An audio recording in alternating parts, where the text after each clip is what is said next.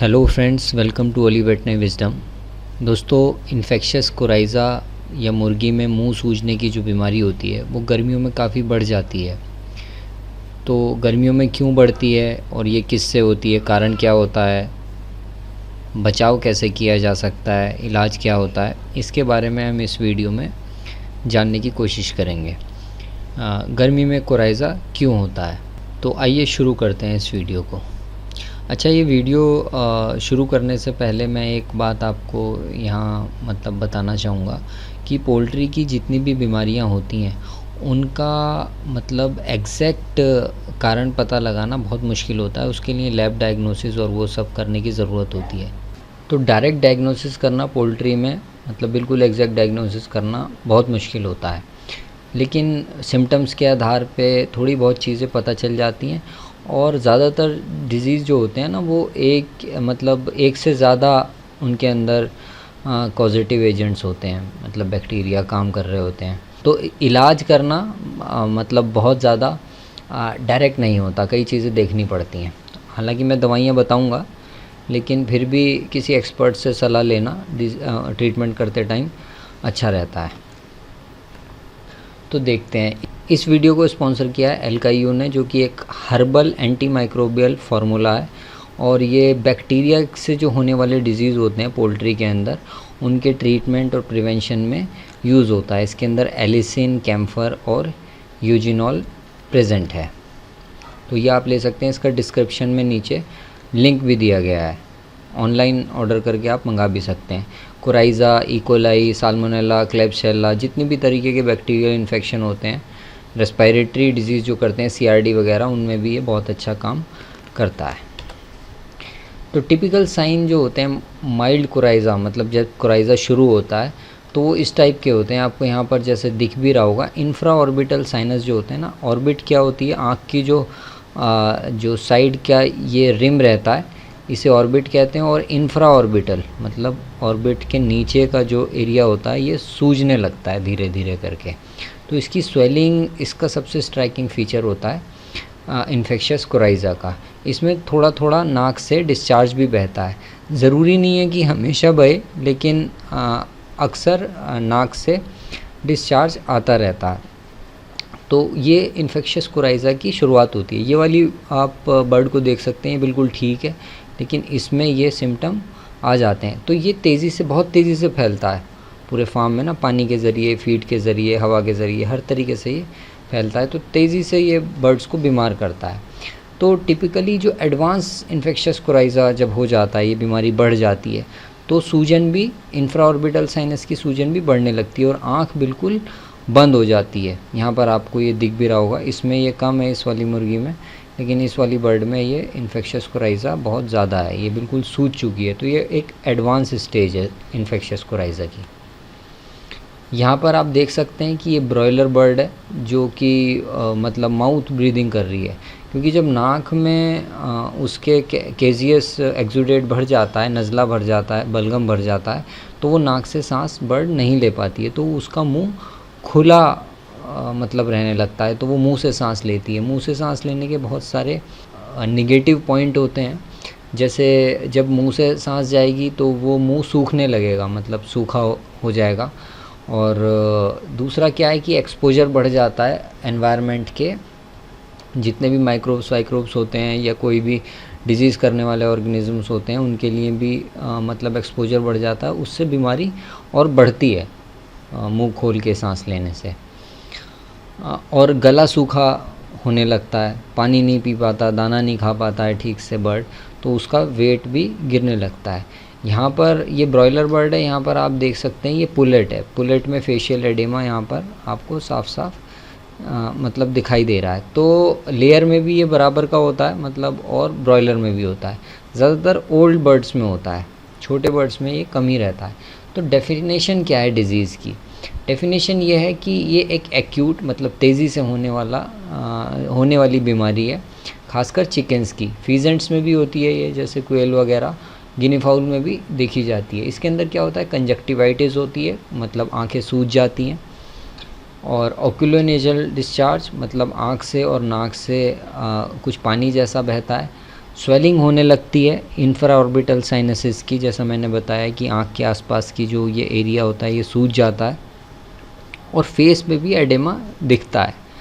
मतलब एडेमा का मतलब है सूजन, पूरे के पूरे चेहरे पर भी दिखती है। शुरुआत इंफ्रा ऑर्बिटल साइनसेस से होती है, और कुछ टाइम बाद ये इन्फेक्शन जो है ना, पहले तो ऊपर ही रहता है अपर रेस्पिरेटरी सिस्टम में, लेकिन फिर अगर इसका इलाज ना हो या इम्यूनिटी डाउन हो जाए, स्ट्रेस हो, तो ये लोअर रेस्पिरेटरी ट्रैक्ट तक भी ये इन्फेक्शन पहुंच जाता है। इसके काफ़ी लंबे लंबे आउटब्रेक्स देखने को मिलते हैं, और अब ये मतलब माना जाने लगा है कि जो दूसरे डिजीज़ होते हैं या जो दूसरे ऑर्गेनिजम्स होते हैं, जैसे माइकोप्लाज्मा गैलीसेप्टिकम का इन्फेक्शन है, तो इनके साथ ये मिल जाता है और कॉम्प्लिकेटेड डिजीज़ ये करता है। मतलब एक तरीके से अगर ये खाली खुद ही रहे तो इसका ट्रीटमेंट आसान होता है, लेकिन अगर ये किसी के साथ मिल जाता है, मतलब सिनर्जिस्टिकली कंबाइन हो जाता है कि पहले से कोई इन्फेक्शन है, तो ये और ज़्यादा ख़तरनाक हो जाता है इन्फेक्शस कोराइज़ा। अब इसकी अक्रेंस कैसे होती है? जैसा कि बताया कि एक एक्यूट रेस्पिरेटरी डिजीज़ है पोल्ट्री का, बहुत तेज़ी से होता है। मतलब इसके 2 या 3 दिन का ही इंक्यूबेशन पीरियड होता है इसमें, तो किसी भी एज में हो सकता है। लेकिन जो एडल्ट बर्ड्स होते हैं, जो एजिड बर्ड्स होते हैं, उनमें ज़्यादा इसके चांसेस रहते हैं। एक्यूट फॉर्म जो होती है वो 10 से 12 दिन चलती है, मतलब आपकी बीमारी जिस दिन दिखती है उससे 10-12 दिन तक ये इसका ज़ोर ज़्यादा रहता है। लेकिन जो क्रॉनिक फॉर्म्स होती हैं, मतलब अगर किसी के साथ कॉम्प्लिकेट हो जाती है, आपके फार्म में आईबी है बर्ड्स के अंदर, माइकोप्लाज्मा है, इकोलाई है, उनके साथ अगर ये मतलब कंबाइन हो जाता है इन्फेक्शस कोराइज़ा का जो बैक्टीरिया है, तो ये क्रॉनिक फॉर्म ले लेता है। मतलब फिर वो हफ्तों महीनों चलती रहती है वो बीमारी, और वो ठीक करना फिर काफ़ी मुश्किल हो जाता है। तो डिज़ीज़ ये काफ़ी फ्रिक्वेंटली दिखती है चिकन फार्म्स में, और ख़ासकर उन वाले फार्म्स में ज़्यादा दिखती है जहाँ पे फार्म खाली नहीं होते हैं। जैसे बहुत अच्छा मार्केट का रेट चल रहा है अभी आजकल, और पिछले दिनों भी अच्छा चला, तो फार्मर क्या करते हैं, एक के बाद एक चूज़ा डालते रहते हैं, बहुत ज़्यादा उसमें गैप नहीं देते हैं। 1 हफ़्ते का भी गैप नहीं देते हैं, या 10 दिन का ही सिर्फ गैप देते हैं। तो उसमें क्या होता है, एक के बाद अगर एक साइकिल चल रही है आपकी फार्म के अंदर, तो वो बहुत आपको मतलब उन वाले फार्म्स में कोराइज़ा की प्रॉब्लम ज़्यादा देखने को मिलती है। तो प्रॉपर रेस्ट देना चाहिए फार्म को, मतलब कम से कम 2 हफ्ते का। और अगर इतना नहीं दे रहे हैं तो साफ़ सफाई उसकी पूरे प्रॉपर बायोसिक्योरिटी के प्रोटोकॉल से आप उसकी साफ़ सफाई करें, ताकि ये प्रॉब्लम मतलब आपके फ्लॉक्स में ना आए। और एक और बात यह है कि जो टर्कीज़ होती हैं, टर्कीज़ में भी ऐसा एक वो देखने को मिलता है। तो लोगों को या फार्मर्स को इन्फेक्शस कोराइज़ा से ही कंफ्यूज होते हैं। मतलब टर्की के अंदर, उसके अंदर भी मुंह सूजने वाली बीमारी होती है, वो इन्फेक्शस कोराइज़ा नहीं होता, वो टर्की का कोराइज़ा होता है जो बॉर्डिटेला एवियम से होता है। उसका बैक्टीरिया अलग होता है, इसका बैक्टीरिया अलग है। तो ऐसा नहीं है कि टर्की से मुर्गी में नहीं आता है, मुर्गी से टर्की में नहीं जाता है। अगर जाता भी है मुर्गी से टर्की में तो ऐसी वाली बीमारी नहीं करता है, उसका ऑर्गेनिज़म अलग होता है जो टर्की के मुंह सूजने वाली बीमारी होती है उसमें। इसका कॉज क्या होता है इन्फेक्शस कोराइज़ा का? इसका कॉज एक बैक्टीरिया रहता है जो ग्राम नेगेटिव होता है, और इसका नाम होता है एवी बैक्टीरियम पैरागैलिनेरम। इसे पहले हीमोफिलस पैरागैलिनेरम भी कहते थे, लेकिन अब इसका नाम एवी बैक्टीरियम पैरागैलिनेरम हो गया है, और ये ग्राम नेगेटिव बैक्टीरिया होता है। जैसे इकोलाई है, इसी तरीके से एवी बैक्टीरियम भी होता है। इसके 3 सीरोटाइप होते हैं, ए, बी और सी। इसमें जो बी स्ट्रेन्स होती हैं सबसे ज़्यादा पैथोजेनिक होती हैं, और इनमें आपस में कोई क्रॉस प्रोटेक्शन भी नहीं होता है। मतलब ऐसा है कि जैसे ए से अगर बीमारी होती है तो दोबारा अगर ए से होगी तो मुर्गी या आपकी बर्ड इम्यून रहेगी, लेकिन अगर बी और सी वेरिएंट्स आ जाते हैं तो वो बीमार हो जाएगी। तो क्रॉस प्रोटेक्शन आपस में नहीं होता है। और जो क्रॉनिकली इल बर्ड होते हैं, मतलब जिनमें बीमारी है ही, ठीक ही नहीं हो रही है, या फिर हुई बीमारी और वो ठीक हो गए, वो कैरियर बर्ड कहलाते हैं, और वही मेन रिजर्वॉयर होते हैं इन्फेक्शन का आपके फार्म के अंदर। और बार बार आपको इसके आउटब्रेक देखने को मिलते हैं, जैसे स्ट्रेस होती है, मौसम चेंज होता है, गर्मी या सर्दी, बारिश, कुछ ऐसा स्ट्रेस फैक्टर आता है, तो उसमें बर्ड एकदम से कोराइज़ा उनमें दिखने लगता है। हमेशा लेयर बर्ड में खासकर ये बीमारी चेहरे पर इतनी ज़्यादा नहीं दिखती है, मतलब बर्ड हल्की फुल्की आँख बंद करेगी या फिर बहुत हल्की सी सूजन होगी, लेकिन अंदर एग प्रोडक्शन वगैरह पे काफ़ी इम्पैक्ट इसका देखने को मिल जाता है। तो सभी एजेस के चिकन इसके लिए ससेप्टिबल रहते हैं, लेकिन जैसे जैसे एज बढ़ती है ससेप्टिबिलिटी बढ़ती चली जाती है। और टिपिकली जो इंक्यूबेशन पीरियड होता है इसका बीमार करने का जो समय होता है, जितनी देर में ये मतलब बीमार करता है, तो वो 2 से 3 दिन होता है। मतलब एक दिन में भी बीमार कर सकता है इन्फेक्शन होने के बाद, और 3 दिन तक इसे लग जाते हैं। और जो डिज़ीज़ की ड्यूरेशन होती है, अगर कॉम्प्लिकेटेड ना हो वो डिज़ीज़, तो 2 से 3 हफ्ते में ये बर्ड ठीक हो जाता है, अगर ट्रीटमेंट ना भी किया जाए। लेकिन ट्रीटमेंट, क्योंकि जैसे ही ये बीमारी दिखती है ट्रीटमेंट काफ़ी कारगर होते हैं, अगर आप सही डोज में मतलब दवाई को लगा दें, इस्तेमाल कर लें, तो इससे काफ़ी बचा जा सकता है। अच्छा, ये मॉर्टिलिटी इतनी नहीं करती है, मतलब करती भी है, होती भी है इससे मॉर्टिलिटी, लेकिन इतनी ज़्यादा नहीं होती है। लेकिन ये प्रोडक्शन पे बहुत फ़र्क डालती है, खासकर लेयर बर्ड में तो प्रोडक्शन बहुत डाउन हो जाता है। और ब्रॉयलर में भी ऐसा ही होता है, मतलब FCR घटने लगता है, वेट नीचे आने लगेगा, तो ये प्रॉब्लम देखने को मिलती हैं। अच्छा, इसका ट्रांसमिशन कैसे होता है, ये इंपॉर्टेंट पॉइंट है प्रैक्टिकल पॉइंट ऑफ व्यू से। डिज़ीज़ काफ़ी लॉन्ग पीरियड तक फार्म में रह सकता है in the presence of other disease like mycoplasmosis. जैसा मैंने बताया, अगर माइकोप्लाज्मा वगैरह हो जाए तो ये काफ़ी देर तक डिज़ीज़ फार्म में रहती है, अदरवाइज़ ये पहले ही ठीक हो जाती है अगर इसका सिंपल इन्फेक्शन है तो। एक बार फ्लॉक इन्फेक्टेड हो जाता है तो वो तेज़ी से, मतलब दूसरे जो अनइन्फेक्टेड फ्लॉक्स होते हैं ना, उनके लिए भी एक थ्रेट बन जाता है, उनके लिए भी एक मुसीबत का कारण बन जाता है, क्योंकि ये बीमारी बहुत तेज़ी से उन फ्लॉक्स में फैल सकती है जिनमें इन्फेक्शन नहीं हुआ है। मान लीजिए आप फार्मिंग करते हैं और आपके नज़दीक मतलब 20-20 फीट पर या 30-30 फीट पर, 50 फीट पर आपके दूसरे फार्म्स भी हैं, और एक फार्म के अंदर आपके इन्फेक्शस कोराइज़ा आ गया है। अब उसमें आपने दवाई चलाई, वो ठीक भी हो गया, उसकी मॉर्टिलिटी थोड़ी बहुत हुई, वो फिर ठीक हो गई बर्ड, लेकिन अब वो फ्लॉक कैरियर फ्लॉक बन गया है। उससे हमेशा ये डर लगा रहेगा, थ्रेट लगा रहेगा कि आपके दूसरे फार्म्स में वो बीमारी चली जाएगी। मतलब ये पैरों से, कपड़ों से, इन चीज़ों से भी चली जाती है, मतलब। और हवा अगर उस रुख की है, उन वाले फार्म के रुख की है, तो हवा से भी चला जाता है। पानी की सप्लाई अगर एक ही है तो पानी की सप्लाई से भी जाता है। बाकी जूते से, आपके कपड़ों से, किसी भी तरीके से ये उन बर्ड तक जा सकता है जो इन्फेक्ट नहीं हुए होते हैं। तो ख़ास तौर से इस बात का ध्यान रखना चाहिए कि अगर एक फार्म में अगर कोराइज़ा आया है तो फिर हैंडलिंग बहुत संभल के करनी चाहिए। और सबसे बढ़िया तो यही होता है ऑल इन ऑल आउट अगर आप करते हैं कि सारे बर्ड एक ही प्रेमाइसिस में एक बार आएँ और एक बार में निकल जाएं, तो वो सबसे इफ़ेक्टिव टूल होता है मैनेजमेंट का, और इन्फेक्शस कोराइज़ा को मैनेज करने का वो सबसे अच्छा तरीका होता है। उससे आता भी कम है, लेकिन इन वाले फार्म्स में जो पास होते हैं, अगर आप लापरवाही करते हैं तो यहाँ पर ये बीमारी फिर कभी जाती ही नहीं है। तो कमर्शियल फार्म्स जैसे मल्टीपल एज फ्लॉक्स जहाँ पे होते हैं, वहाँ पे डिज़ीज़ परपेचुएट करती है, पनपती रहती है। एग ट्रांसमिशन इस बीमारी में नहीं होता है, मतलब ये ब्रीडर से नहीं आती है, ये आपके फार्म में ही रहता है बर्ड, और ख़ासकर कैरियर बर्ड से ये आती है। तो उन फार्म्स में जहाँ पर कई सारे एजेस के बर्ड रहते हैं, वहाँ पर ये मेंटेन करता है, मतलब जो बैक्टीरिया है वो अपने आप को फ्लॉक में या उस प्रेमाइसिस में मेंटेन करके रहता है, क्योंकि इस बैक्टीरिया को एक मतलब बर्ड चाहिए। ये फार्म में ज़्यादा दिन पड़ा नहीं रह सकता है, बहुत ये फ्रेजाइल होता है, जल्दी मतलब ये मर जाता है। अगर मुर्गी से बाहर आएगा तो बहुत ज़्यादा टाइम तक ये ज़िंदा नहीं रहता। इसकी वजह इसलिए इसे मतलब ज़िंदा बर्ड चाहिए ही पनपने के लिए। तो जहाँ पर अगर खाली नहीं हो रही है किसी प्रेमाइसिस में आपकी बर्ड्स, तो फिर जाहिर सी बात है वहाँ पर तो ये हमेशा रहेगा और रहता है, लेकिन इंतज़ार करता है किसी अपॉर्चुनिटी का, स्ट्रेस फैक्टर का, इम्यूनोसप्रेशन का। फीड ख़राब आ गया मान लीजिए आपके यहाँ, या मक्का ख़राब आ गई अगर आप खुद का फीड बना रहे हैं, तो ऐसे केसेस में फिर इन्फेक्शस कोराइज़ा बहुत तेज़ी से फैलता है।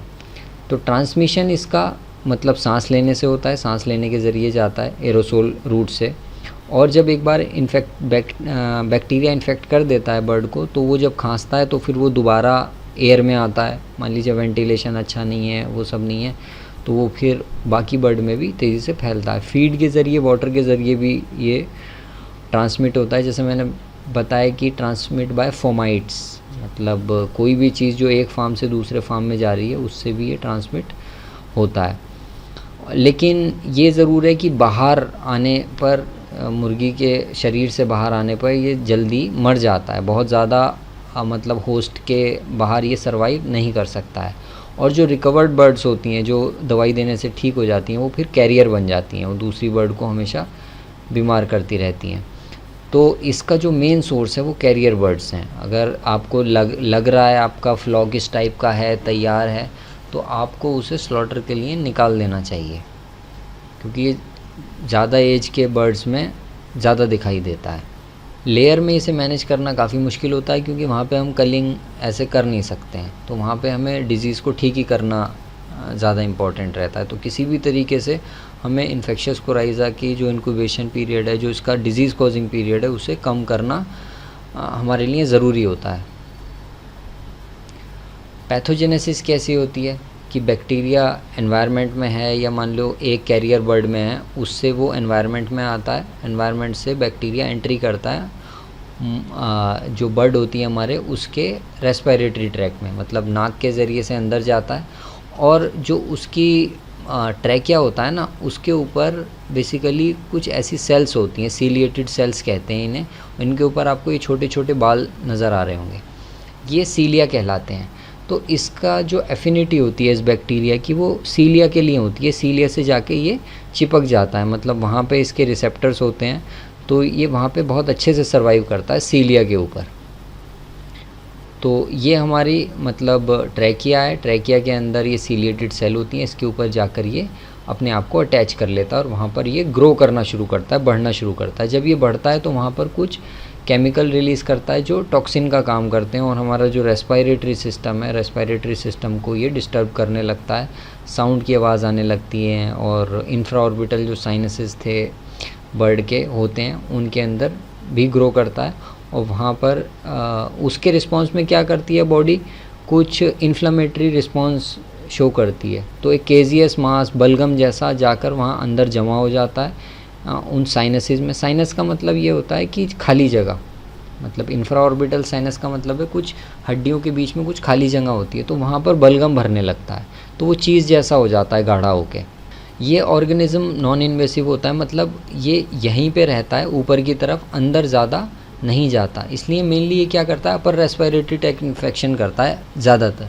तो जब ये अपर रेस्पिरेटरी ट्रैक इन्फेक्शन कर रहा हो, उसी टाइम अगर इसे कंट्रोल कर लें तो वो इकोनॉमिकली भी सस्ता होता है और बर्ड के ऊपर भी कम मतलब इफ़ेक्ट पड़ता है।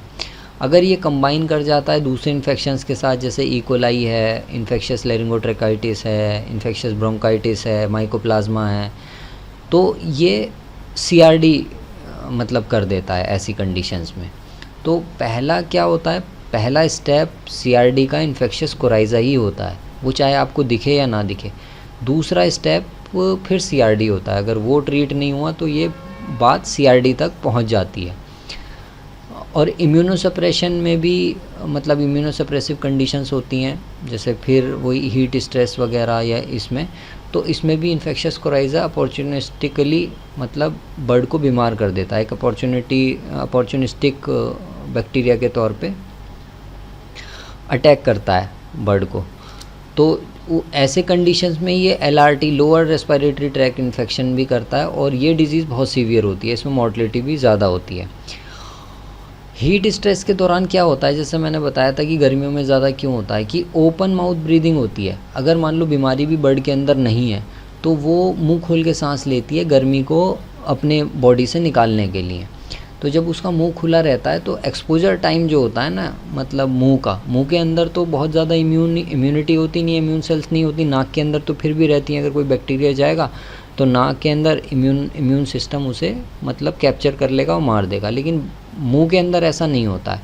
और मुंह और नाक का रास्ता जुड़ा रहता है पैलेट से, मतलब जो फेरिंग्स वाला जो एरिया होता है वो जुड़ा रहता है। तो ओपन माउथ ब्रीदिंग में एक्सपोजर ज़्यादा रहता है एनवायरनमेंट के लिए, धूल मिट्टी और इन सब चीज़ों के लिए। तो इस वजह से रेस्पिरेटरी डिजीज़ या इन्फेक्शियस कोराइज़ा गर्मियों में होने के चांसेस बढ़ जाते हैं। दूसरा, इम्यूनोसप्रेशन भी होता है। हीट स्ट्रेस की वजह से इम्यूनिटी डाउन हो जाती है, बर्ड दाना कम खाता है, और जब दाना कम खाएगा तो विटामिन मिनरल भी कम पहुँचेंगे, तो इम्यूनोसप्रेसिव कंडीशन एक बन जाती है। तो यही दोनों चीज़ें मिलके गर्मियों में इन्फेक्शियस कोराइज़ा के केसेस को बढ़ा देती हैं। अब इसके क्लिनिकल साइन अगर हम देखें तो स्वेलिंग, फेस के ऊपर स्वेलिंग, ये काफ़ी स्ट्राइकिंग फीचर है इसका।